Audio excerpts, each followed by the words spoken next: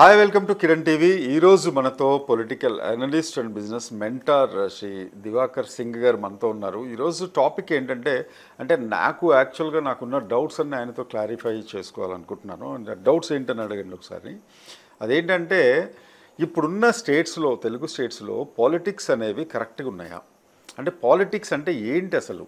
అంటే ప్రజల కోసం ఉపయోగపడేవే పాలిటిక్స్ అని ఒక జనరల్ ఫినామినాలో మనం చెప్పుకుంటాం. బట్ ఆ పాలిటిక్స్ జనాలకు ఉపయోగపడుతున్నాయా? ఉద్యోగ అవకాశాలు మేనిఫెస్టోలో చెప్పినట్టు ఎలక్షన్స్ కన్నా ముందు మనం చేయగలుగుతున్నామా? ఏ పొలిటీషియన్ ఏ పార్టీ మారినా కొంతమంది అలాగే ఉండిపోవడానికి, ఎకనామిక్ గ్రోత్ లేకపోవడానికి కారణాలు ఏంటి? ఫినాన్షియల్ గ్రోత్ అనేది మన కంట్రీలో ఎలా ఉంటుంది? జీడిపి రేట్స్ ఎలా ఉన్నాయి, ఇంతకుముందు ఎలా ఉండేవి, ఇప్పుడు ఎలా ఉండబోతున్నాయి? వీటన్నిటి మీద ఒక అవగాహన, పూర్తిగా ఒక డిస్కషన్ చేద్దాం దివాకర్ గారితో. నమస్తే Diwakar garu, thanks for coming to Kiran TV. నమస్కారం అండి. So sir, first of all జనాలకున్న డౌట్స్ అని వాళ్ళ మీద రుద్దే కన్నా నాకున్న డౌట్స్ అని నేను అడుగుతానండి. ఇప్పుడు తెలుగు స్టేట్స్లో గవర్నమెంట్ మారింది, రెండు వైపులా మారింది. ఇప్పుడు మనకి అక్కడ అభివృద్ధి అనేది ఎలా జరుగుతుంది ఓవరాల్గా ఏరియల్ వ్యూలో? యాక్చువల్లీ సమాజంలో మల్టిపుల్ లేయర్స్ ఉంటాయండి. వెన్ యూ డూ డెమోగ్రఫిక్స్ అంటాం మనం. పీపుల్ డెమోగ్రఫిక్స్ ఒక రాజకీయ పరంగా political parties basically vote bank politics type వెళ్ళిపోయి వాళ్ళకి ఏది మనం చేస్తే, ఏది మనము ఆశ పెడితే మనకు వస్తారు అనే దాని మీద మేనిఫెస్టోలు చేసుకుంటున్నారు. బట్ బేసికల్లీ మనకున్న ఈ డెమోగ్రఫిక్ స్ట్రక్చర్ లోపల ఫార్మర్స్ ఉంటారు, స్టూడెంట్స్ ఉంటారు, మహిళలు ఉంటారు, ఉద్యోగస్తులు ఉంటారు, వ్యాపారస్తులు ఉంటారు. దాంట్లో గ్లోబల్ పరంగా ఏ విధంగా మార్పులు జరుగుతున్నాయి, మనం ఎంత ఫాస్ట్గా ఈ ప్రపంచంలో కొత్త విధానాలు ఎవరు ఎలా తీసుకొని వచ్చి, ఏ దేశం ఏ విధానంలో ముందుకెళ్తుంది అనేది తీసుకొని వచ్చి దాన్ని ఇంప్లిమెంట్ చేయకపోతే మనకి రియల్ టైం ప్రాబ్లమ్స్ వస్తాయి. ఎగ్జాక్ట్లీ అండి. It's not only about getting votes, it's about delivering. It is creating impact అంటాం మనం. ఈ క్రియేటింగ్ ఇంపాక్ట్ మీద మన బ్యూరోక్రసీ సరిపోవట్లేదని చాలామంది కన్సల్టెంట్స్ని కూడా తెచ్చిపెట్టుకున్నారు ఎక్స్టర్నల్ మార్కెట్లో. సో మనము మంచి మంచి మోడల్స్ మాట్లాడుతున్నాం. Suppose for take in Telangana, speed అని అన్నారు, స్మార్ట్ ప్రొయాక్టివ్ ఎకనామిక్ గ్రోత్ అనే విధంగా ఒక మోడల్ తీసుకొచ్చాము. చంద్రబాబు గారు వచ్చి it's not go to market, it is speed to market, it is not ease of governance, it is of business, ease of proactive growth అనే కొత్త టర్మినాలజీలతో వస్తున్నారు. But this has to be implemented. దీని implementation చేయడానికి మనము చాలా research and study చేయాలి. ఇంకోటి ఏంటంటే మన ముందున్న ఆపర్చునిటీస్, మనకి ఇప్పుడు సపోజ్ ఒక వ్యవసాయ రంగానికి సంబంధించిందే ఉందనుకోండి. సపోజ్ వాల్మార్ట్ అనేది ప్రపంచవ్యాప్తంగా చాలా పెద్ద కంపెనీ. వాళ్ళకి ప్రపంచవ్యాప్తంగా అన్ని ప్రోడక్ట్స్కి డిమాండ్ ఉంటుంది. వాళ్ళు they are the huge suppliers. ఇప్పుడు అలాంటి వాళ్ళను మన తెలంగాణ గవర్నమెంట్కి వచ్చినప్పుడు కానివ్వండి, ఆంధ్ర గవర్నమెంట్కి వచ్చినప్పుడు కానివ్వండి, ఎంత ఫాస్ట్గా మన రైతుల ఆబ్జెక్టివ్స్, వాళ్ళు ఎంతో కష్టపడి వ్యవసాయం చేసి వాళ్ళు క్రాప్ ప్రొడ్యూస్ చేస్తారు, ప్రోడక్ట్స్ ఫైనల్ ప్రొడక్ట్స్ తీసుకొస్తారు. వీటికి మనం ఎంత ఫాస్ట్గా గ్లోబల్ మార్కెట్లో డిమాండ్ తీసుకొస్తాం. ఇందులో ఎక్కడెక్కడ మనం ఏ పారామీటర్స్ మీద మనం పనిచేయాలి, ఇందులో రెగ్యులర్ మార్కెట్ కండిషన్స్, రెగ్యులర్ విధానాల కంటే కూడా కొత్త విధానాలు ఏమొస్తున్నాయి. ఇప్పుడు వాళ్ళకి డిమాండ్ ఒక సీడ్స్లో డిఫరెన్షియేటింగ్ ఇచ్చి వాళ్ళు క్రాప్ డెవలప్ చేసుకొని మన దగ్గర తీసుకోవాలి అనుకున్నప్పుడు వీ షుడ్ సపోర్ట్. అంటే మీరు వ్యవసాయ రంగానికి ఒక ఫ్రీబీ ఇస్తున్నారు, డబ్బులు ఇస్తున్నారు, ఇది కాదు. వాళ్ళని అంటే ఒక ప్రోవర్బ్ ఉంటుంది, you have to ensure that they fish themself. Teach them to fish rather than giving something to eat every day on plate. Ensure that మీరు ఆ ప్రొయాక్టివ్ అంటే it's okay, we have gone 75 years long democratical process. But ఇప్పుడైనా political process లోపల మీరు టాంజిబిలిటీ, నేను as a business analyst ఏదైనా companies కానివ్వండి ఏదైనా చేసినప్పుడు ఇంట్రాస్పెక్షన్ అని ఉంటుందండి ఒక వర్డ్. మనం ఒక 1 year కొన్ని విధానాలు చేసిన తర్వాత అందరూ స్టేక్ హోల్డర్స్ని కూర్చోబెట్టి ఇంపాక్ట్ ఏం జరిగింది, అవుట్కమ్ ఏమొచ్చింది, బెస్ట్ ప్రాక్టీసెస్ ఏమున్నాయి వరల్డ్ వైడ్, మనం ఎంతవరకు వాటిని అడాప్ట్ చేస్తున్నాము ఇవన్నీ చూసుకొని కొత్త మార్పును తీసుకొని వచ్చి ఏ గవర్నమెంట్ రూల్లోకి వచ్చినా కూడా ఇవన్నీ చేయాలి. సో దీనికి ఒక స్ట్రక్చర్ ఉంది, మన బ్యూరోక్రాటిక్ సిస్టమ్ ఉంది, కానీ we are all driven by the regular models. అంటే ఎవ్రీడే వచ్చి అదే చేసిన పనినే వెరీ ఇంపాక్ట్ఫుల్గా చేస్తూ ముందుకు వెళ్తున్నాం. So definitely there is development, there is a traction even both the states.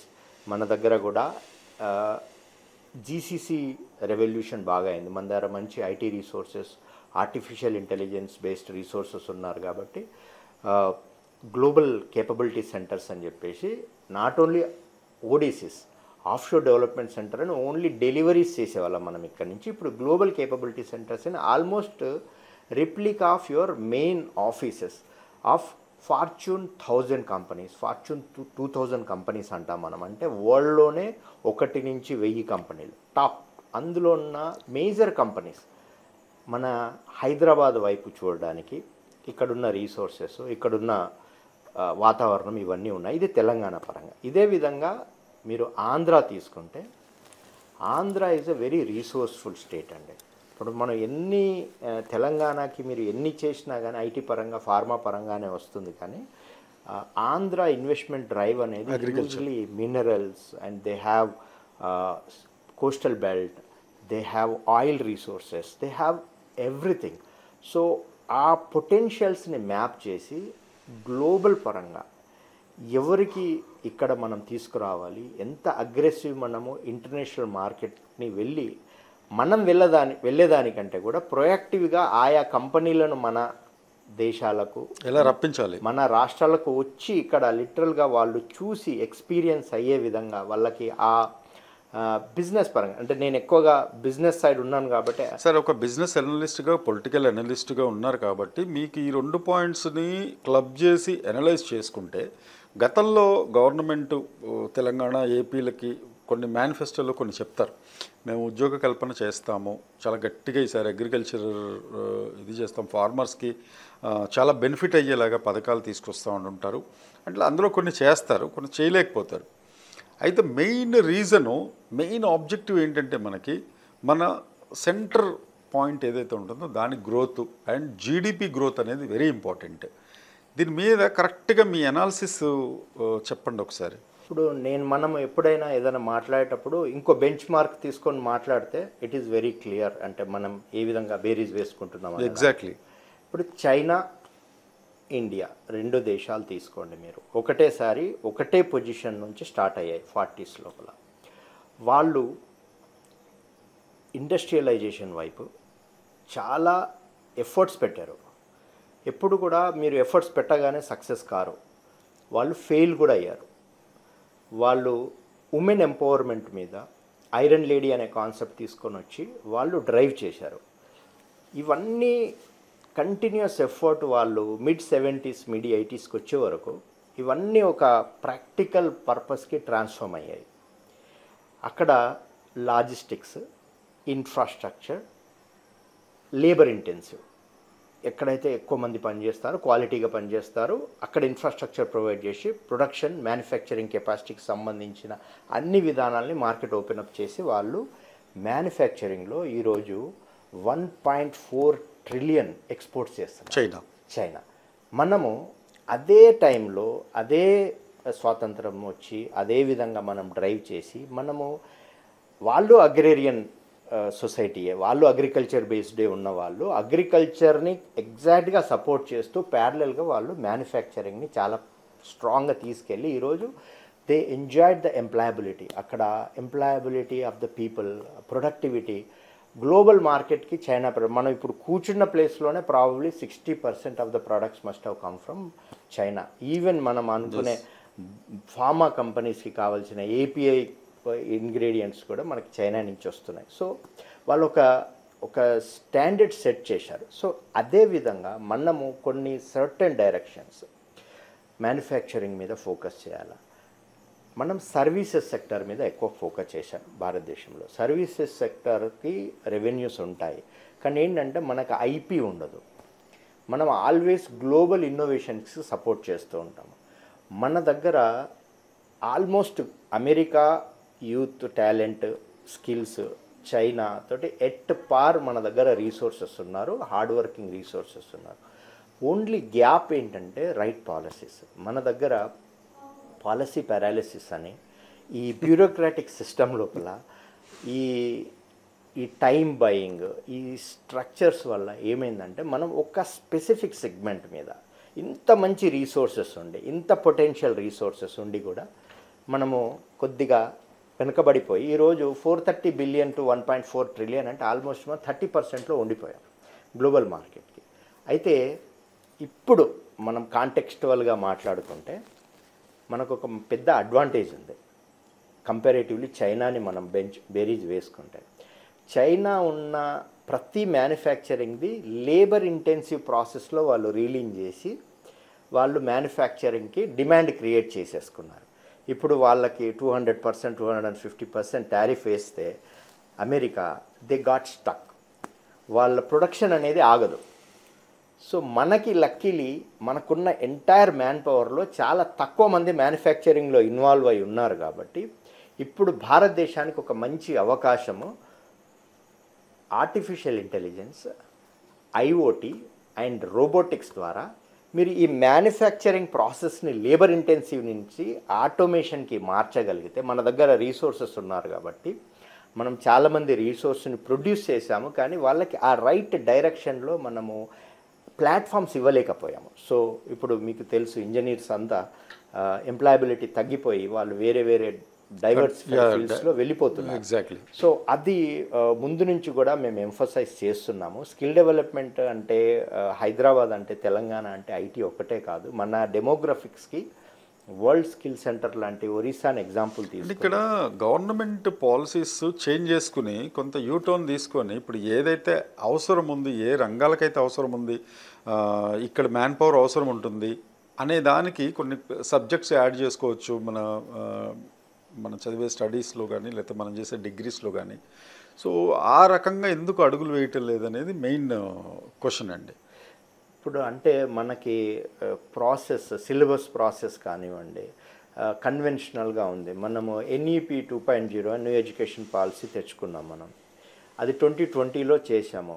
ఇప్పటికి ఇంప్లిమెంటేషన్ అవుతూ ఏదో చేస్తున్నారు వాళ్ళు, కానీ ఈ లోపల ఆర్టిఫిషియల్ ఇంటెలిజెన్స్ ఆల్మోస్ట్ మొత్తం ఎడ్యుకేషన్ సిస్టమ్నే డెంట్ చేసేసింది. అమెరికాలో ఫ్రమ్ కేజీ టు K-12 అంటారు వాళ్ళు, 12th వరకు ఏఐ ఇంట్రడ్యూస్ చేస్తారు. చైనాలో ఏఐ మ్యాండేటరీ అయిపోయింది. మనం ఇండియాలో ఏఐ అనగానే మనకున్న రూరల్ డిజిటల్ డివైడ్ అంటాం మనం. ఒక సెక్షన్కి మనము ఇంకా డిజిటల్ అవైలబిలిటీ ఇంకా ఆన్ బోర్డింగ్ ఇంటర్నెట్కి తీసుకురాలేకపోయాం. ఒక సెక్షన్ మాత్రం గ్లోబల్గా కాంపిటెంట్ అయ్యి అమెరికా లాంటి కంట్రీకి చైనా లాంటి కంట్రీతో పోటీ పడగలిగే యువత సామర్థ్యం మన దగ్గర ఉంది. సో ఈ రెండింటిని మనం మిటిగేట్ చేస్తూ బ్యాలెన్స్ చేస్తూ ఎడ్యుకేషన్ సిస్టమ్ అంటే ఇంత పెద్ద స్ట్రక్చర్కి ఒకటే model. So it is customised model లాంటివి తీసుకొని వచ్చి మీరు ఎవరైతే ఈ యువత ఇక్కడున్న మన సామర్థ్యం ఉన్న యువత ఎవరైతే గ్లోబల్గా కంపీట్ చేయగలరో వాళ్ళకి సరి అయిన ప్రోత్సాహాలు ఇచ్చి ఆర్టిఫిషియల్ ఇంటెలిజెన్స్కి ఒక 500 crores ఇచ్చారు, అది సరిపోదు మనకున్న రీసెర్చ్కి. అవును సార్, అంటే ఇప్పుడు పొలిటీషియన్స్కి ఈ సజెషన్స్ చెప్పేవాళ్ళు ఉంటారా? ఇప్పుడు వాళ్ళు ఏం చేస్తున్నారంటే సెక్టార్ స్పెసిఫిక్ అడ్వైజర్స్ని మార్కెట్లో ఒక స్పెసిఫిక్ స్ట్రీమ్లో నుంచి వచ్చిన వాళ్ళని తెచ్చిపెట్టుకుంటున్నారు, కానీ ఆ కన్సల్టెంట్ కానీ why they are not being implemented అనేది పాయింట్. అది ఆ డిలేస్ ఏమవుతుందంటే ఇంతకుముందు మీరు you have a luxury of taking time to take any decisions.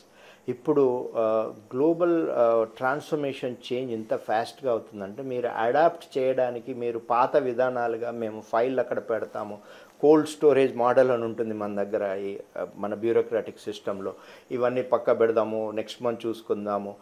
ఆ లేడ్ బ్యాక్ యాటిట్యూడ్స్ ఇప్పుడు చాలా లేజీ అండి, లేడ్ బ్యాక్ కూడా కాదు, లేజీ యాటిట్యూడ్ చాలా ప్రాబ్లమాటిక్గా మారుతుంది. అంటే ఒకప్పుడు వర్కౌట్ అయింది, ఎందుకంటే ల్యాండ్స్కేప్ అనేది మెల్లిగా మారుతుంది అనుకోండి, మీరు కూడా మెల్లిగా డిసిషన్ తీసుకోవచ్చు. కానీ ఇప్పుడు గ్లోబల్ సినారియో అనేది ఇప్పుడు ప్రొటెక్షనిజం వచ్చేసింది. మనం లోకల్ నుంచి గ్లోబల్ మార్కెట్స్కి వెళ్ళాం. మీరు 90sలో చూస్తే we were all 80s 90s we are still looking at local, and suddenly మనం లోకల్ నుంచి అందరు అమెరికా, యూఎస్, యూరోప్ అంత గ్లోబల్ మార్కెట్స్కి వెళ్ళిపోయి it has become a globalization. ఇప్పుడు గ్లోబలైజేషన్ అయిపోయిన తర్వాత అమెరికా లాంటి కంట్రీయే ప్రొటెక్షనిజం చూసుకుంటుంది. మా రీసోర్సెస్, మా ఎంప్లాయ్మెంటు, మా బెనిఫిట్స్, మా రెవెన్యూస్, అలా చైనా, అలా ఇండియా, ఎవ్రీబడి ఫ్రెండ్లీ నెట్వర్క్స్ చేసుకుంటున్నారు. ఇలాంటి కండిషన్స్లో పీపుల్ హూ ఆర్ డ్రైవింగ్, వాళ్ళు తీసుకున్న డిసిషన్, ఇండివిజువల్ కెపాసిటీ, ఇప్పుడు మీరున్నారు, ఇండివిజువల్ కెపాసిటీ మీద వాళ్ళు స్ట్రైవ్ చేయడం, డెవలప్ కావడం వేరు, కానీ as a policy, as a enablement of the overall thing, what best thing మీరు చేయగలుగుతారు. మనము ఇంజనీరింగ్ది పొటెన్షియల్ని ఎక్స్ప్లోర్ చేయడానికి మొత్తం రీసోర్సెస్ని డిప్లాయ్ చేసి 700 కాలేజీలను తీసుకొచ్చేసాం. 200 కాలేజెస్ ఫర్ సఫిషియంట్, దాన్ని అనదర్ 500 కాలేజెస్ని తీసుకొచ్చాం. ఎస్, ఓకే, కానీ అది ఎక్స్ప్లోరేషన్ నుంచి ఎక్స్ప్లాయిటేషన్కి మారుతుందని తెలిసినాక కూడా దాన్ని డ్రైవ్ చేయడం, మష్రూమైజ్ చేయడము, అవుట్కమ్ వచ్చే రీసోర్సెస్కి జాబ్స్ లేవని తెలిసినా కానీ ఇంకా పుష్ చేయడం, మన స్కిల్ డెవలప్మెంట్ ఏజెన్సీని మల్టీ డైవర్సిఫైడ్ చేయలేకపోవడము. ఇంకోటి ఏంటంటే ప్రతి ఇండస్ట్రీకి సిఏజిఆర్ గ్రోత్ ఉంటుందండి ఎవ్రీ ఇయర్. లాజిస్టిక్స్ ఉంది, ఎయిర్లైన్ ఇండస్ట్రీ 12 to 14% పెరుగుతుంది, లాజిస్టిక్ ఇండస్ట్రీ ఉంది, మ్యానుఫ్యాక్చరింగ్ ఉంది, ఆయిల్ అండ్ గ్యాస్ ఉంది. దెర్ ఆర్ సో మెనీ, ఒక 14-15 మేజర్ వర్టికల్స్ ఉంటాయి. ఈ వర్టికల్స్ అందరికీ ఎంత సిఏజిఆర్ పెరుగుతుందో ప్రతి ఇయర్ అంత మ్యాన్ పవర్ అవసరం. ప్రజలకి మెయిన్ అదే సార్, ఎంత రిసోర్సెస్ ఉంటాయి మనకి ఇండియాలో. ఇప్పుడు వరల్డ్లో ఏ పొజిషన్లో ఉన్నాం మనం ఎకనామికల్గా? మనం మొన్ననే 4th ప్లేస్కి వచ్చాము. We are in the at the context of GDP we have reached 4th. Okay. And 3 days back or 4 days back 5th నుంచి 4th పొజిషన్కి వచ్చాం. We are heading towards 4 trillion economy అండి మనది, against 14 trillion economy of China and 20 trillion economy of among 127 countries. మనం among 3. సో అట్లా ఉండదు, parameter అట్లా ఉండదు. ఇప్పుడు జీడిపి అనేది మనం అదే నేను ముందు స్టార్ట్ చేసింది డెమోగ్రఫిక్స్ని అడ్రస్ చేయాలండి. మన డెమోగ్రఫిక్స్ అంటే సపోజ్ మనకు 60% to 70% people are at a very kind of a daily wages model and survival మోడల్లో ఉంటారు. ఇప్పుడు వాళ్ళందరికీ మీరు ఇంజనీరింగ్ ఎడ్యుకేషన్ అని 24 years to 23 to 24 వరకు మీరు చదువుకునే కెపాసిటీ ఉండదు. అలాంటి వాళ్ళకి 19-20 yearsలో జాబ్ చేయాల్సిన పరిస్థితి, వాళ్ళ ఫ్యామిలీని ముందుకు తీసుకోవాల్సిన వాటికి సంబంధించిన డెమోగ్రఫిక్స్ స్కిల్ డిప్లాయ్మెంట్ చేయాలి. సో మనము ప్లేయింగ్ టు ద గ్యాలరీ, అంటే ఏదన్నా అవుతోంది అంటే దాన్ని బాగా ఎంఫసైజ్ చేసి getting attention to the people. దానికంటే కూడా are we really delivering the impact, are we? That's what I'm going to ask sir. ఇప్పుడు 23-24 ఎలా ఉండింది? 24 వరకు, 24 ఎలక్షన్స్ తర్వాత కొత్త గవర్నమెంట్ అక్కడ ఇక్కడ చేంజ్ అయిన తర్వాత 2 తెలుగు రాష్ట్రాల్లో ఇప్పుడు మన గ్రోత్ కానీ లేకపోతే జనరేటింగ్ ఎంప్లాయ్మెంట్ కానీ అవి మనకి వర్చువల్గానా లేకపోతే ప్రాక్టికల్గా నిజంగానే పెరిగిందా ఓవరాల్గా?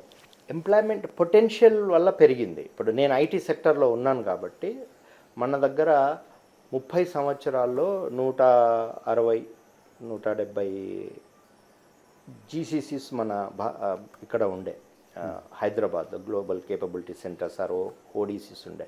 ఈ ఒక్క సంవత్సరమే 62 వచ్చాయి. మెక్డొనాల్డ్స్ లార్జెస్ట్ మన దగ్గరకు వచ్చింది. ఇది పొలిటికల్ అగ్నాస్టిక్. ఇది potential of the land, it is potential of the resource, it is the potential of the people. అయితే దీనికి రైట్ డైరెక్షన్ ఇవ్వడానికి వాళ్ళు కొన్ని మెజర్స్ చేస్తున్నారు. ఇప్పుడు స్పీడ్ అనే ఇనిషియేటివ్ తీసుకొచ్చి జయేష్ రంజన్ గారిని హెడ్ చేశారు. సో దాంట్లో ఇంకా చాలా ప్రివెంటివ్, ఎందుకంటే మనకి నాట్ ఓన్లీ గ్లోబల్ కాంపిటీషన్, మనకు పక్క రాష్ట్రాలు, ఇప్పుడు Andhra has become very aggressive. Last 5 years they were not doing so good. మన స్టేట్స్లో మన తెలుగు రాష్ట్రాల నంబరింగ్ ఎంత గ్రోత్లో? Top 2nd, 3rd, 4th? ఇది మనది జీసీసీ, అంటే నేను సెక్టార్ వైజ్ చెప్పగలను. జీసీసీలో వేరే నెంబర్ 2 అండి. After Bengaluru we are attracting more of IT and pharma, we are growing big way. ఇంకోటి ఏంటంటే ఇప్పుడు ఈ జీసీసీస్ ఇంతకుముందు మనకు వచ్చిన global capability centres or we can call it as a global value centres. ఇవి ఇంతకుముందు ఐటీ పరంగానే వచ్చేవి. ఇప్పుడు మనకి అడ్వాంటేజ్ ఏంటంటే it has become industry agnostic.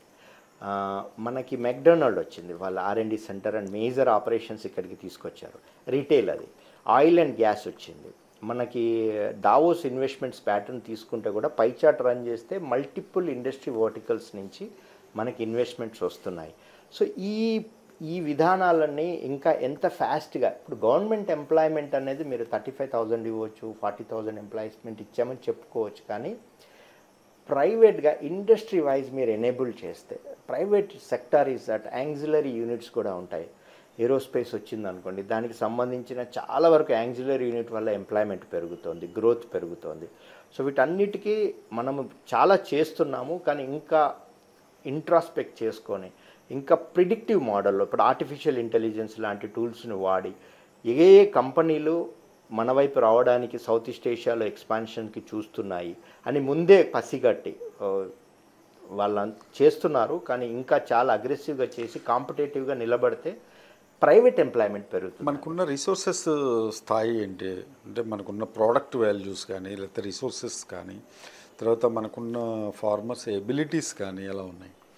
అంటే నేను అనుకోవడం అంటే నా ఉద్దేశంలో ఫార్మర్స్కి they have to be fetched up అనుకుంటున్నాను నేను. అంటే కొంచెం ఫెచ్ చేయాలి వాళ్ళని, లేకపోతే వాళ్ళని కొంత ఎడ్యుకేట్ చేయాల్సిన అవసరం ఉంటుంది. యాజ్ యూ సెడ్ ఒక company has given them the seeds and all to grow them and buyback policy కూడా తీసుకొచ్చే విధానాలు కూడా అమలు చేసేలాగా ఉన్నాయి. సో ఇలాంటివి ఎంత డ్రాస్టిక్గా విగరస్గా with technology supports and all మనము అంటే ఒక 50 yearsలో చేయగలిగేది ఒక 5 years 10 yearsలోనే క్యాన్ వి అచీవ్. ఇప్పుడు ఆంధ్ర గవర్నమెంట్ మీరు చెప్పింది చూసుకుంటే వాల్మార్ట్ కంపెనీకి they have signed up agreement and వాళ్ళ అగ్రికల్చర్ క్రాప్లో కొన్ని products which are ready to accessible by the global markets, వాళ్ళ స్టాండర్డ్స్ క్వాలిటీస్ ఉంటాయి, అది రెడీగా ఉన్నవి. అనంతపూర్ డిస్ట్రిక్ట్ కొన్ని డిస్ట్రిక్ట్స్ నుంచి వాళ్ళు ఇమీడియట్గా సప్లై చేస్తున్నారు. Close to 17,000 crore kind of a business is they are expecting to buy out the crop from Andhra. అంటే మన ఆంధ్రాలో క్రాప్ ఏదైతే పెరుగుతుందో అది గ్లోబల్ డైనింగ్ టేబుల్ మీదకి వెళ్ళే కండిషన్ అతను క్రియేట్ చేశారు. అది అలాంటి కొన్ని ఫెసిలిటీస్ మనం ఇక్కడ కూడా వాళ్ళు ఏంటంటే వాళ్ళకి కావాల్సిన విధంగా వాళ్ళు సీడ్స్ కానీ ట్రైనింగ్ కానీ వాళ్ళకి ఇచ్చి అలాంటి గ్లోబల్ ఇంటర్ఫేస్ మన ఫార్మర్స్కి చేపిస్తే డిమాండ్ ఎలా ఉందని చేస్తే మన లోకల్ మార్కెట్స్ నుంచి మన క్రాప్ని like we should start thinking global exports. There are lot of మన చిల్లీ కానీ మనకున్న జియోగ్రాఫికల్ ఇండికేటర్స్, చిల్లీ, గ్రౌండ్నట్ మన జిఐ అంటాం, జియోగ్రాఫికల్ ఇండికేటర్స్ అని ఉంటాయి మన దగ్గర. తాండూర్ తువర్ దాల్ ఒకటి చాలా ఫేమస్. అట్లా వాటిని మనము వన్ డిస్ట్రిక్ట్ వన్ ప్రోడక్ట్ అని ఒక కాన్సెప్ట్ ఉంది. అలా ప్రతి డిస్ట్రిక్ట్కి వన్ ప్రోడక్ట్ని చాలా బ్రాండింగ్ చేసి గ్లోబల్ విజిబిలిటీ తీసుకొని వచ్చి కావాలైతే ఎన్ఆర్ఐ హెల్ప్స్ తీసుకొని మన వాళ్ళు ఈ డిస్ట్రిక్ట్స్ నుంచి 190 దేశాల్లో ఎవరెవరు ఎక్కడెక్కడ ఉన్నారు కనుక్కొని వాళ్ళ ద్వారా ఈ ఎక్స్పోర్ట్ మిటిగేషన్ ఈ క్వాలిటీ అనేది వాళ్ళకి టేస్ట్ చేపిస్తే మనం గ్లోబల్లో కంపీట్ చేయకపోతే మనకున్న ఇంత పెద్ద డెమోగ్రఫిక్స్కి మనము కెపాసిటీ ఉంచుకొని వాళ్ళ సపోర్ట్ తీసుకొని వాళ్ళకి కావాల్సిన విధంగా క్రాప్ చేస్తే మనకి ఆ పర్చేజెస్ వల్ల ఆ డిమాండ్ పొటెన్షియాలిటీ పెరుగుతుంది, దానివల్ల ఎంప్లాయబిలిటీ పెరుగుతుంది. సో మనము రీసెంట్గా tourism, I always appreciate travel and tourism industry అండి. It is second largest GDP contributor after advertisement in India or in the globally. Tourism and travel and tourism is the second largest contributor globally in terms of manpower కూడా. ఇప్పుడు మనం Miss World చేశాము, that is a good opportunity where our tourism has been expose to the 110 countries. ఏం జరిగింది అని ఇప్పుడు ఈ representatives 110 మంది వాళ్ళు లోకల్ ఇన్ఫ్లుయెన్సర్స్, మనం వాళ్ళ కంట్రీలో వాళ్ళు they are the top influencers. వాళ్ళు మన తెలంగాణ జరూరానా అని రాయడం, I'm talking about Telangana Zaroor Aana, ఇప్పుడే 780 million రీచ్ అయిందండి సోషల్ మీడియాలో. ఆ ట్యాగ్ హ్యాష్ ట్యాగ్ 780 million అయింది. 1 billion వెరీ సూన్ మనం రీచ్ అవుతున్నాము. So if you take 1% of the visitors globally definitely we are getting benefited. 1,200 crores tourism has been projected if we properly utilize and the campaign ఏదైతే buzz మనం create చేశామో. ఇప్పుడు మనం fashion industry capital for India is Mumbai. So we have to get in to some market share. మనకి concerts is one of the high revenue for the air travel. Youngsters who are having the spend capacity. అంటే the money generation ఎక్కడి నుంచి అయితే people would spend travel and ఈ యాక్టివిటీస్ని monitor చేస్తూ at the same time మనకున్న other segment ఎక్కడ support mechanism ఉందో అక్కడ అన్ని బ్యాలెన్స్ చేసుకుంటూ if you address the demographics and their needs and the resources has to map వాళ్ళ రిక్వైర్, మనకు కావాల్సింది కాదు. మనకి ఏదైతే ఇప్పుడు ఐటీ అని last 10 years I think IT branding చేసి యూత్ చేసాం, కానీ end of the day today IT is inversely proportionate to employability అనే విధంగా వస్తుంది. So AI is taken over. So ఇప్పుడు అదే మనకి మ్యానుఫ్యాక్చరింగ్ ప్రాసెసెస్లో ఇఫ్ ఈ people trained on AI, robotics and IoT, మన యంగ్స్టర్స్ ఇన్నోవేట్ చేసి కొత్త ప్రాసెసెస్ తీసుకొని వస్తే వీళ్ళందరికీ మళ్ళీ global employability. As a business అనలిస్ట్గా మీరు ఇవన్నీ చెప్పగలుగుతున్నారు, you have a plenty of knowledge. Okay, మరి ఇది గవర్నమెంట్కి సజెషన్స్ ఎలా ఇస్తున్నారు? మీరు చెప్పినట్టుగా ఇప్పుడు మిస్ వరల్డ్ మనం చేసినప్పుడు మనం అంత ఇన్వెస్ట్మెంట్స్ కానీ లేదా స్పాన్సర్షిప్స్ కానీ తెచ్చుకోవడంలో మనం ఫెయిల్ అయ్యామా, సక్సెస్ అయ్యామా? యాక్చువల్లీ మిస్ వరల్డ్కి ఒక చిన్న అన్ని క్లోజర్కి వచ్చాయి. I also worked an little in research of 50 companies ఎవరైతే ప్రాబబుల్ పొటెన్షియల్ స్పాన్సర్స్ అనే దాని మీద వాళ్ళ స్పెండ్ అనాలిసిస్ అన్నీ చేశాము. యాక్చువల్లీ ఇక్కడ కరెక్ట్ క్లోజర్ టైంలో ఇండియా పాకిస్తాన్ వార్ మూమెంట్ వచ్చింది. ఈ వార్ మూమెంట్ వల్ల ఒక స్టేజ్లో అంటే ఇనాగరల్ డే మార్నింగ్ 10:30కి ఒక రివ్యూ మీటింగ్లో మనం కంటిన్యూ చేయాలా వద్దా అనే స్టేజ్కి వచ్చింది. సో ఈ డైలమాలో అంటే ఐ థింక్ మీడియాని కూడా మిమ్మల్ని అందరినీ కూడా పిలిచి అడిగారు వాళ్ళు, అసలు ఏంటి, what is the condition, should we go ahead? ఎందుకంటే the larger section of populations understanding of what we call ఈ మిస్ వరల్డ్ పేజెంట్ని వాళ్ళు బ్యూటీ అనుకుంటారు. యాక్చువల్లీ మిస్ వరల్డ్ బేసికలీ ఈ miss world Julia Morley garu ఏదైతే 1980 నుంచి రన్ చేస్తున్నారో బ్యూటీ విత్ పర్పస్ అని, ఈ అమ్మాయిలు ఎవరైతే రిప్రజెంట్ చేస్తున్నారో only 10 to 20%, 25% is about beauty, but balance all about their character, their communication and their 50% points are from what social cause they have taken and what deliverables and impact they created. So ఆ parameter మీద understand చేయించి ముందు actually అని అంటే అప్పుడు conflict ఉండకపోయేది. So normally per se it's a beauty pageant and actually beauty pageant start అయ్యిందే miss world with kind of a beauty model, but Julia Morley గారు దీన్ని కంప్లీట్లీ బ్యూటీ విత్ పర్పస్ అని ఒక పెద్ద social cause, almost few billions of dollars raise చేశారు. వీళ్ళందరూ అమ్మాయిలు they become influencers and they raise corporate social responsibility NGOs డబ్బులు race చేసి they identify a problem, women issues కానివ్వండి, సోషల్ కాజెస్, పావర్టీ, వీటి మీద పనిచేస్తారు వీళ్ళు ఆయా దేశాల్లో. సో అది ఒక ఇంపాక్ట్ క్రియేషన్ మోడల్. సో దానికి కాదు కానీ పర్సెప్షన్ వల్ల మనకు కొద్దిగా ఆ డైలమాలో కొద్దిగా రాలేదు. Exactly. But I think what ever it was a grand success. Telangana has been elevated as one of the best state to organize such kind of a global events. There may be little mishaps here and there. One beauty from England. Definitely mishaps will be there, however, in every event and every incident. So she raised some concerns, but apart from that, I think balance 99% what we call is a success. So yes, they are taking initiatives, but definitely there should be an introspection. Sir, political అనలిస్ట్గా business analysis చాలా బాగా చెప్పారు. పొలిటికల్గా ఇప్పుడు మనకున్న ఏదైతే గవర్నమెంట్లో ఉన్నాయి, అయితే దీనిలో కొన్ని ఫ్లాస్ ఉన్నాయి లేదా అప్స్ అండ్ డౌన్స్ ఉన్నాయి. దీని మీద ఒక అనలిస్ట్గా మీరు ఏం చెప్పదలుచుకున్నారు?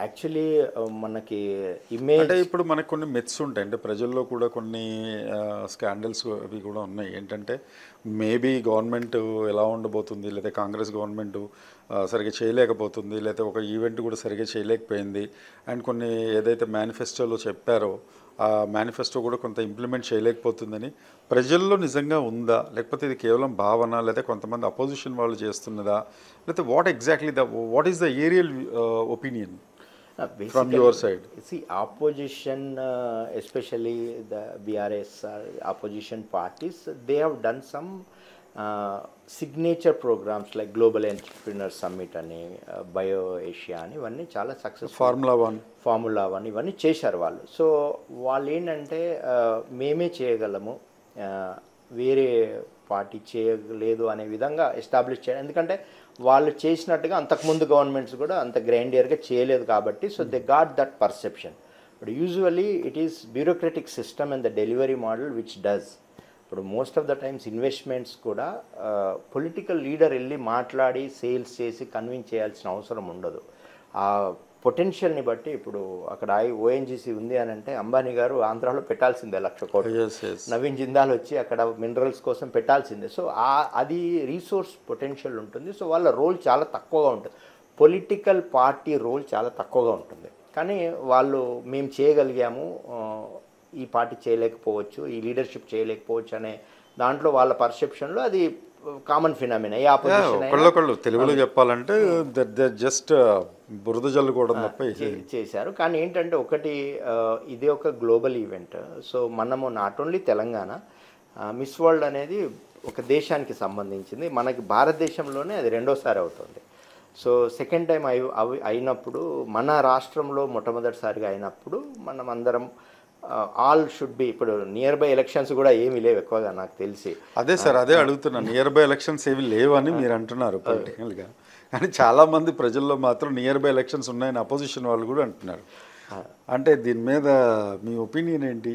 ఇంకా అది పుష్ ఉంటుందండి. Everybody is trying to be hopeful and ఏదో జరుగుతూ ఉంది అని ఉంటుంది. అది it's common phenomena and everybody is awaiting. Basically Congress kind of a party is also like very huge party. Inside democracy చాలా ఎక్కువ. మీరు ఏదైనా మాట్లాడవచ్చు, అందులో పార్టీలో ఉన్న ఎవరు ఏదైనా మాట్లాడిచ్చినా they will embrace it. And so there is a kind of a consensus ఎక్కువగా ఉంటుంది. ఇది రియల్లీ డెమోక్రటిక్ పార్టీ. అంటే అన్లైక్ ఒక ఫ్యామిలీ డ్రివెన్ పార్టీ కానివ్వండి, ఒక్క వన్ లీడర్ డ్రివెన్ పార్టీ కాకుండా అది they have a think tank, they have multiple opinions. So అలాంటి దగ్గర చేంజెస్ జరిగే అవకాశాలు ఎక్కువ ఉన్నాయి అన్న మనకు ఉదాహరణలు కూడా ఉన్నాయి వేరే రాష్ట్రాల్లో. వాళ్ళు అన్డ్యూ డిసిషన్స్ తీసుకున్నారు కాబట్టి అపోజిషన్కి ఆ హోప్ ఉంటుంది, ప్రజల్లో కొద్దిగా ఊహ ఉంటుంది. బాగా చెప్పారు, అర్థమైపోయింది. సో సార్, ఇప్పుడు బీఆర్ఎస్ కవిత ఇష్యూ కూడా మీకు తెలిసే ఉంటుంది. ఒక పొలిటికల్ అనలిస్ట్గా దాన్ని మీరు ఎలా, ఆ ఇష్యూని ఎలా పోస్ట్ మార్టం చేస్తారు? బేసికలీ అది నాకు తెలిసి BJP, BRS and I believe, I think అది మీ ఒపీనియన్ ఎంతవరకు కరెక్టో తెలియదు కానీ టీడీపీ అందరూ కలిసి దేవర్ ట్రయింగ్ టు డూ. అంటే ఇప్పుడు బీఆర్ఎస్ బీజేపీ అని అంటే probably entire BRS may accept, but Kavitha will not accept because he has some experience with the BJP party. So basically ఆ అలయన్స్ గురించి సమ్ దాంట్లో she has raise some concerns.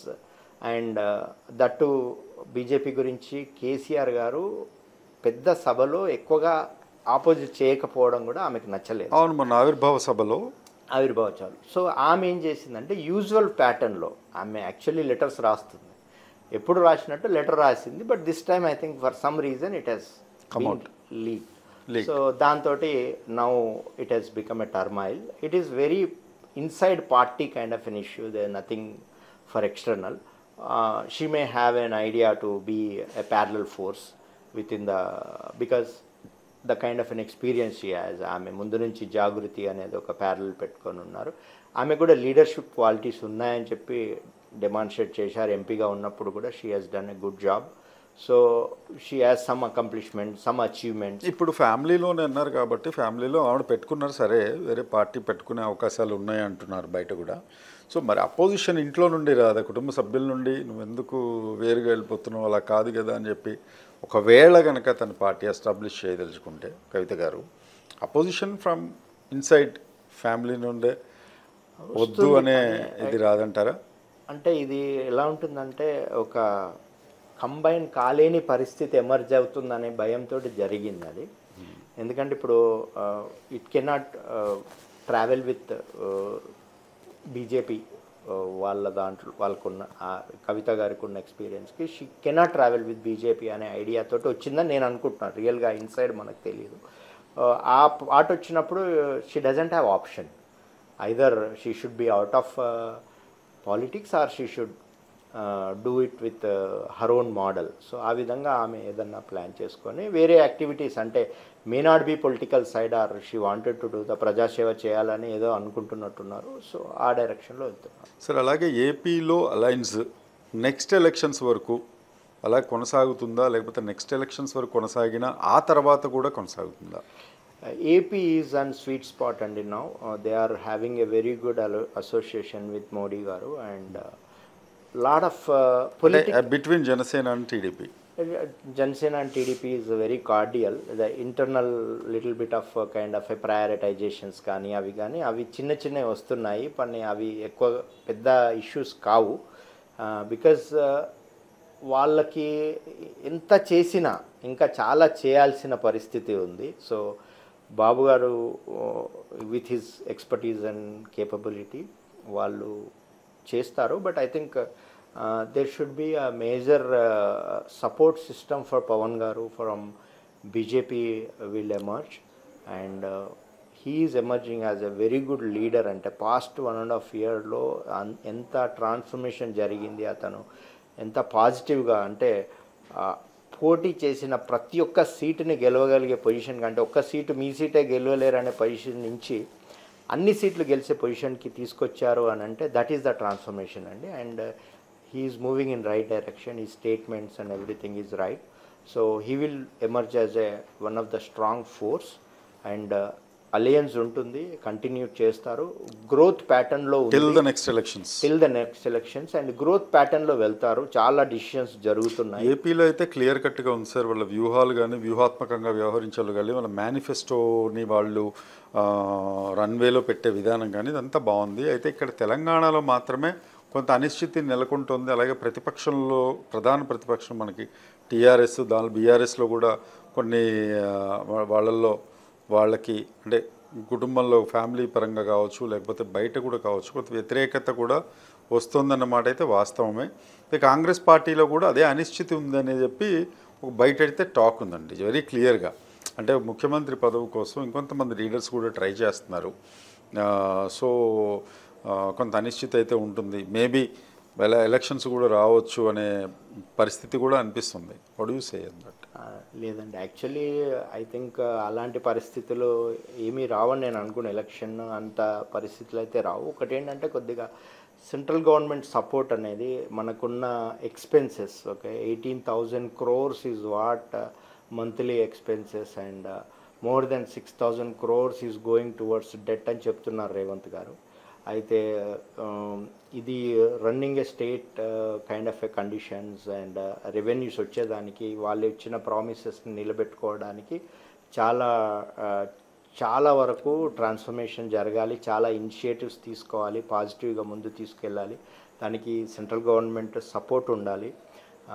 So అవన్నీ challenges ఉన్నాయి. But I think last 1.5 year మీరు జూన్ మేది monthly ఇది కూడా రిలీజ్ చేశారు. They are releasing like a newsletter what they are accomplished and all. Everything is going fine and it's all like in the media, in communication, other things, but otherwise it is going smooth and he is trying to address the expenses, freebies and growth. ఈ మూడింటిని mitigate చేయడానికి చాలా చేస్తున్నారు. దానికి internal party support ఉండాలి, central government support ఉండాలి. అవన్నీ ఉంటే చాలా సపోర్ట్ రేవంత్ రెడ్డి గారికి ఉందంటారా? పేషేలో ఉందండి, కంప్లీట్ 100% సపోర్ట్ ఉందంటారు? కంప్లీట్ సపోర్ట్ ఉంది. అంటే బేసికలీ అక్కడ ఏంటంటే హీఈస్ ద లిటిల్ న్యూ ఎంట్రెంట్, ఉన్న వాళ్ళందరూ చాలా సీనియర్స్ కాబట్టి అక్కడ డిస్ట్రిబ్యూషన్ ఆఫ్ పవర్ ఉంటుందండి. ఇప్పుడు చంద్రబాబు గారు ఇలా టీడీపీ లాంటి పార్టీస్ కానివ్వండి, లేకపోతే బీఆర్ఎస్ లాంటి పార్టీస్లు కానీ కొద్దిగా సెంట్రలైజ్డ్ ఉంటుంది. కాంగ్రెస్లో డీసెంట్రలైజ్డ్ ఉంటుంది, సీనియారిటీ ఉంటుంది, and there is a say and value for every say what we call. And anybody can talk.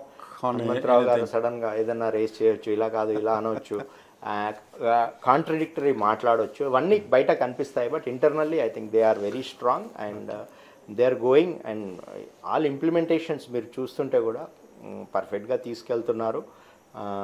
We have to wait and watch ఈ ట్రాన్స్ఫర్మేషన్ ఏం జరుగుతుంది, ఆపోజిషన్లో జరిగే చేంజెస్, అది ఏ విధంగా మెయిన్ పార్టీకి ఇంపాక్ట్ అవుతుంది, మెయిన్ పార్టీలో జరిగే చేంజెస్ వేరే పార్టీలకి ఎలా దోహదపడుతుంది, బీజేపీ ఏం చేస్తోంది, ఈ వ్యూహాలన్నీ ఉన్నాయి.